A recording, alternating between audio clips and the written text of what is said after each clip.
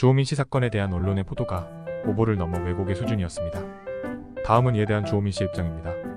먼저 아내와 처남이 아동학대 증거가 담긴 녹음기를 들고 교장을 찾아갔으나 교장이 청취 거부 및 해결책을 제시하지 않았습니다.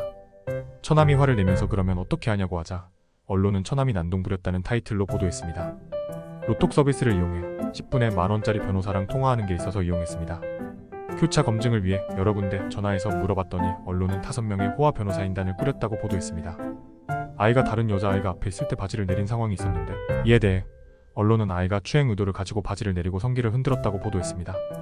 이 사건 후 주호민 씨가 상대방 아버지를 직접 찾아가 사죄의 뜻을 전하고 양측이 포옹도 했습니다. 그러나 언론은 주호민 씨가 사죄하지 않았다고 보도했습니다. 주호민 씨의 아내와 해당 선생님 사이에 오고 간 카톡 대화는 일상적인 내용들로 이루어져 있으며 이 대화 기록은 공개가 가능할 정도로 문제될 것이 없습니다. 실제로 2년 동안의 카톡 기록을 살펴보면 밤 시간에 보낸 메시지는 단 한 번뿐이며 그마저도 선생님이 보낸 메시지에 대한 답장이었습니다. 그러나 언론은 이 상황을 밤낮 없이 선생님에게 카톡을 보내 괴롭혔다고 전했습니다. 주호민 씨 가족은 너무 부끄럽지만 제가 영상을 하나 만들어봤는데 들어봐주세요 라는 내용의 메시지를 선생님께 보냈습니다. 이 메시지는 자폐아동 부모를 위한 라디오 유튜브 프로그램인 수자앰펄 링크를 포함하고 있었습니다. 그러나 언론은 이 상황을 20년 경력의 교사에게 본인들의 영상을 보라고 강요하고 지시했다고 보도했습니다.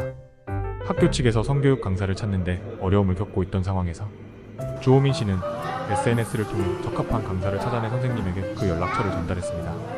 이 과정은 전적으로 선생님의 교육 목적과 일치하는 인물을 찾기 위한 주호민 씨의 세심한 노력의 결과였습니다. 선생님 또한 이 선택에 대해 만족하며 감사의 메시지를 전달했습니다. 그러나 언론은 이 과정을 완전히 다른 각도에서 보도했습니다. 성교육 교사를 채용 비리로 묘사하며 마치 부적절한 방법으로 강사가 선정된 것처럼 대중에게 전달했습니다. 사설 변호사는 이 사건이 명백한 아동학대 사건임을 강조하며 주호민 씨에게 시사 프로그램에 출연해 끝까지 싸울 것을 권유했습니다. 그러나 여론의 부담으로 변호사에게 해임 신청을 했습니다. 언론은 이 과정을 변호사가 도저히 변호할 수 없다. 선임 변호인 이틀 만에 전원 사임했다고 보도했습니다.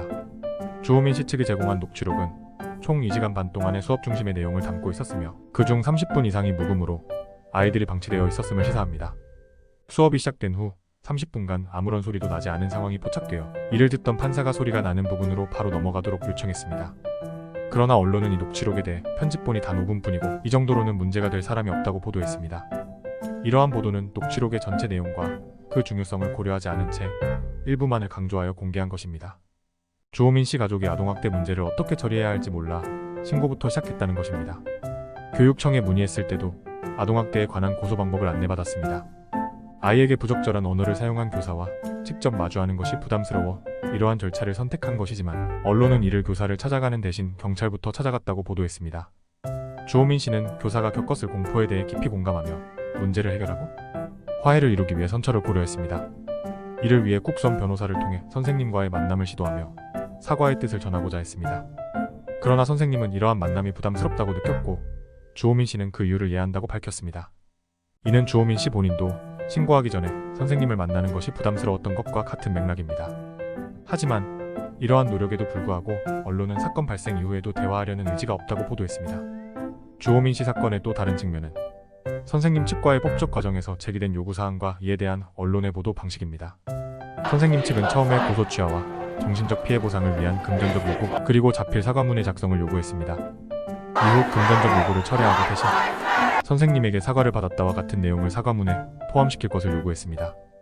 이는 법적인 양형에 영향을 줄 수 있는 내용으로 주호민 씨가 이를 감안해 선처를 결정했습니다. 그러나 언론은 주호민 씨가 선처를 제안하면서도 실제로는 유죄를 주장하는 것처럼 보도했습니다. 특히 언론은 주호민 씨가 법원에 제출한 40장 분량의 유죄 의견서를 언급하며 이것이 주호민 씨가 교사에 대한 선처 의사와 모순된다고 지적했습니다.